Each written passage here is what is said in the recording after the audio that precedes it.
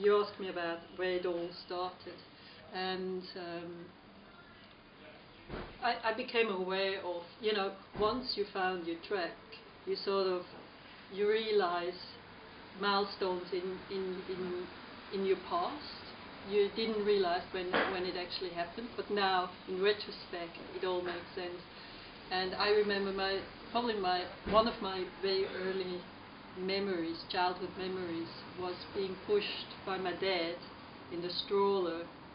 And it was a Sunday morning, I know that, and it was beautiful spring or summer weather, and he pushed me underneath these trees, and there was this light, filtered sunlight coming through onto the floor. It was just a whole mood of being pushed and the joy in it, and it was a race. I think there was another trolley on the way or something, and I just remember looking up and feeling really, really happy.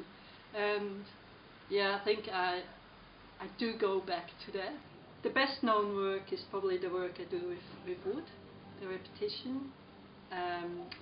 Yeah, but I love to work with just any organic or any beautiful material. Like I'm using string, handmade string from Nepal, and it's actually stinging nettle, and it's done by this, well, the one I buy is done by this old man, and he does everything by hand, and he uses the mouth and everything, so it's really, really natural, and it's his stinging nettle, from next to his house, and it just has a really beautiful quality in being uneven and just absolutely natural. I just come across material that fascinates me.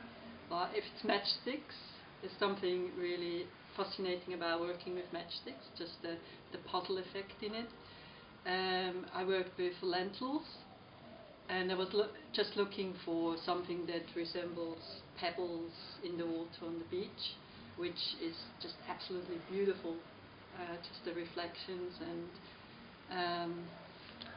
the depth of the game in it, or of the visual effect. Yeah. I had that picture of the pebbles in the beach in my head, and I was looking for something that resembles pebbles, but not being pebbles for different reasons. So I was looking around, and I just looked at everything, and during the day, really just walking around with open eyes, and I saw these lentils. I was using lentils, and they were Australian blue lentils, and they're just so very beautiful. Each one is so perfect and designed, actually. If you look at it very, very closely, even through a microscope, they're stunning. They're art pieces. So, and I always work with repetition. That's an element I borrow from nature. Everything in nature is repetition. Repeat what's successful and build on it, and that's what I'm doing, really. I never know how long it takes, and to me it's one big meditation. And when I'm without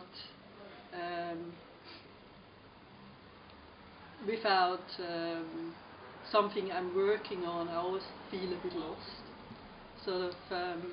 I often take myself, like right now, I finished a major piece end of last week, and we hung it, and I feel a bit lost, so I just go for walks, just sort of try to catch myself somewhere. I mean, I grew up in a valley in Switzerland, between mountains, and the light, the sun, was taken, early in the afternoon, and later in the morning we got the light because of the mountains, and also the view, the horizon is brought closer. Always found that restrictive, and we don't border on water. All these things I actually didn't know I craved, and I started to travel and came to Australia, and it was home straight away. I didn't know anyone, but I didn't speak English, and it just was home from the moment I stepped out of the plane. It never left me, when I'm homesick for Australia and Sydney.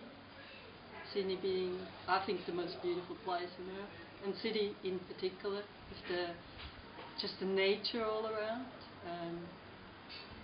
It's just marvelous. You're in a city, but a few steps out, and you're on ocean cliffs, and out in the bush, and Nielsen Park, and just all these wonderful places where you just connect back.